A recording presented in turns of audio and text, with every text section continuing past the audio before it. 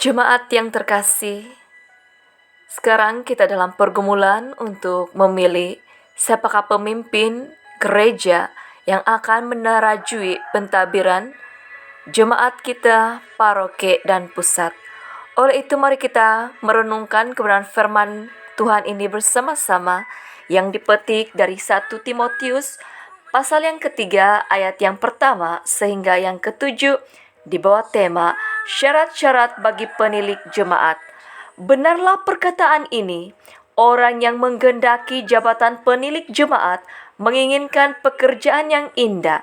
Karena itu penilik jemaat haruslah seorang yang tidak bercacat, suami dari satu istri, dapat menahan diri, bijaksana, sopan, suka memberi tumpangan, cakap mengajar orang, bukan peminum, bukan pemarah, melainkan peramah, pendamai, bukan hambawang, seorang kepala keluarga yang baik, disegani dan dihormati oleh anak-anaknya. Jikalau seseorang tidak tahu mengepalai keluarganya sendiri, bagaimanakah ia dapat mengurus jemaat Allah? Janganlah ia seorang yang baru bertobat, agar jangan ia menjadi sombong dan kena hukuman iblis. Hendaklah ia juga mempunyai nama baik di luar jemaat, agar jangan ia digugat orang dan jatuh ke dalam jerat iblis. Amin. Haleluya. Jemaat yang terkasih, tema kita pada hari ini ialah menjadi pemimpin yang baik dan boleh dicontohi. Untuk kita mencontohi sikap seseorang itu tidak mudah karena memerlukan komitmen yang tinggi. Namun untuk menjadi seorang pemimpin yang baik dan boleh dicontohi oleh orang lain, itu juga sangat sukar karena untuk menjadi pemimpin yang baik dan boleh dicontohi oleh orang-orang di sekeliling kita, itu umpama kita memagari diri kita daripada melakukan perkara-perkara yang boleh menyebabkan kita tersasar daripada zon larangan. Hal ini sangat berat, sulit, sukar, dan susah untuk dilakukan oleh kebanyakan pemimpin karena kita terpaksa berhadapan dengan larangan demi larangan. Itu tidak boleh, ini tidak boleh. Jika saya buat ini, apa kesannya kepada orang-orang di sekeliling saya? Jika saya buat ini, apa nanti kata jemaat? Apa nanti tanggapan jemaat? Dan sebagainya. Jadi untuk menjadi seorang pemimpin, itu bukan kerja yang mudah. Ia memerlukan komitmen, pengabdian, ketaatan, penyangkalan diri, dan pengorbanan.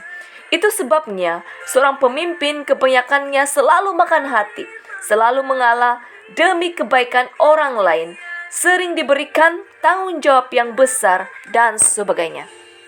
Bagaimana untuk kita menjadi pemimpin yang baik dan boleh dicontohi? Yang pertama, mempunyai perwatakan yang baik. Meskipun tidak sempurna, namun kita tetap berusaha untuk menjaga diri kita dengan sebaik yang kita boleh lakukan. Dari segi perbuatan, harus sentiasa mendahului di dalam setiap pekerjaan, pelayanan, pengurusan, dan hal yang lain. Harus ada tindakan yang baik, tulus dan murni, bukan karena terpaksa atau berpura-pura, karena tanggung jawab dan aman yang Tuhan berikan, tetapi tindakan harus baik dalam gereja dan di luar gereja. Bukan seorang yang pemabuk, bukan seorang yang pemarah, tetapi dapat menahan diri, seorang yang sopan dan seorang yang bijaksana. Dari segi percakapan pula, harus jangan hambar, harus selalu bersemangat, harus yakin, tidak bercakap bohong, tidak membela diri sendiri untuk kepentingannya, dan sebagainya. Namun harus percakapannya selalu dapat membangun, menguatkan, menghiburkan, dan kata-kata yang dilafazkan semuanya baik, tanpa dicampuri dengan kata-kata yang kurang baik ataupun tidak baik. Jika kita sudah mengatakannya, harus menunaikan dan melakukannya. Jangan cakap tidak serupa bikin ataupun cakap hanya mengarah, memerintah dan menyuruh, namun diri sendiri tidak turut sama melakukannya.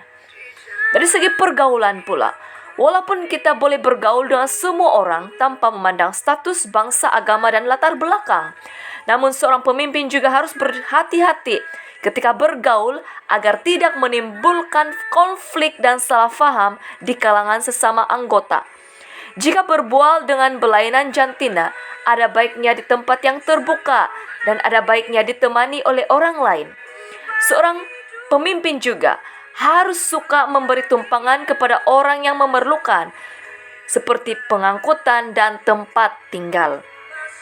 Dari segi penampilan pula, walaupun dalam dunia ini ada banyak fashion yang menarik hati kita, namun sebagai seorang pemimpin dan anak Tuhan, kita harus berhati-hati dan harus membuat pertimbangan yang baik ketika berpakaian agar tidak menyebabkan orang lain berdosa apabila melihat kita. Seorang pemimpin haruslah sentiasa berpakaian kemas, sopan, dan sesuai dengan tempat yang akan kita hadiri. Ingat bahwa seorang pemimpin adalah wakil Tuhan di dunia ini. Oleh itu, kita harus menjaga penampilan kita agar nama Tuhan tidak dipermalukan.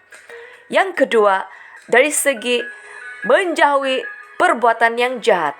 Tidak boleh mencuri, tidak boleh berbohong, jangan bersaksi dusta, jangan berzina, jangan saling membenci, jangan saling menjatuhkan, jangan mementingkan diri sendiri, tidak menerima pendapat orang lain, belagak pandai dan sebagainya. Tapi milikilah kepribadian yang selalu benar di hadapan sesama dan yang terlebih di hadapan Tuhan. Yang ketiga, melayani keluarga dengan baik. Pelayanan yang baik adalah bermula dari lingkungan keluarga kita sendiri. Walaupun untuk melayani, menginjil, menjangkau, dan memimpin semua ahli keluarga kita itu bukan mudah dan senang, namun tetaplah berusaha untuk menjadi contoh yang baik dalam keluarga kita. Tetap mengasihi, tetap mendoakan, tetap memberkati, dan tetap melakukan kebaikan. Pasti cepat atau lambat Tuhan akan memulihkan keluarga kita. Tidak semua keluarga seorang pemimpin itu harmoni, damai, dan bahagia. Jika keluarga jemaat mempunyai pergumulan, masalah, cabaran, keluarga seorang pemimpin juga tidak terkecuali menghadapi pergolakan. Namun bezanya adalah cara kita menangani konflik di dalam keluarga kita. Seorang pemimpin haruslah seorang yang setia kepada pasangan, bahkan bukan seorang yang cepat jatuh cinta, berselingkuh, dan sebagainya. Yang keempat, hidup secara sederhana. Seorang pemimpin walaupun dia seorang yang kaya raya, namun tetaplah belajar untuk hidup secara sederhana, tanpa terbebani dengan keperluan-keperluan yang banyak, sehingga kita terjerat dengan hutang keliling pinggang. Pemimpin harus bijak di dalam mengurus keuangan keluarga dan pribadi. Gunakan keuangan untuk tujuan yang baik, membantu orang yang memerlukan, dan dalam misi penginjilan. Biar kita miskin harta, jangan kita miskin iman, dan jangan pernah menjadi hamba uang. Amin. Yang kelima, memiliki kematangan iman dan rohani. Seorang pemimpin harus bukan orang yang baru bertobat atau baru mengenal Tuhan, agar dia tidak menjadi sombong dan jatuh dalam pencobaan. Seorang pemimpin harus matang dalam iman dan rohani, harus sentiasa sabar, kuat, dan bertahan ketika menghadapi krisis dalam keluarga, dalam pelayanan, dan kehidupan. Seringkali kita mendengar orang mengeluh dan berputus asa ketika mengalami pergumulan dengan berkata, "Saya bukan pemimpin yang baik, carilah orang lain. Saya mau berhenti sudah dalam pelayanan saya, karena saya tidak tahan dengan sikap jemaat yang susah diurus. Saya malah sudah melayani. Saya punya kerja yang lain yang lebih penting," dan sebagainya. Ini semua tanda-tanda bahwa kita tidak matang dalam iman dan rohani. Justru ketika kita merasa lemah, mintalah kekuatan daripada Tuhan. Justru kita merasa tidak dihargai oleh orang lain, tetapi tetap melayani Tuhan karena Tuhan melihat dan menghargai pelayanan kita. Justru kita tidak mengalami sokongan, kita datang kepada Tuhan karena Tuhan selalu menguatkan kita. Amin. Justru kita mengalami pergumulan, tantangan, dan cabaran dalam jemaat kita, maka kita harus bangkit melawan semuanya dengan kekuasaan yang Tuhan berikan. Justru orang lain memandang rendah akan kita, maka kita harus buktikan bahwa Tuhan tidak pernah tersilap untuk memilih kita, sehingga Tuhan boleh memakai orang seperti kita yang hina dan tidak punya pendidikan yang tinggi ini dan tidak punya apa-apa ini untuk menjadi alatnya Tuhan untuk kerajaannya. Ketika kita mengalami dan memiliki kematangan iman dan rohani, pasti jemaat akan kagum, bangga, dan menjadikan kita inspirasi kekuatan mereka di dalam Tuhan. Amin. Yang keenam, seorang pemimpin haruslah dihormati oleh orang luar, masyarakat luar. Seorang pemimpin harus mempunyai nama yang baik di luar jemaat, agar bukan setakat jemaat yang dilayani menghormatinya, tapi juga turut dihormati oleh orang luar. Ini juga adalah salah satu kunci untuk kita memperkenalkan Yesus kepada orang lain, bahkan untuk dunia.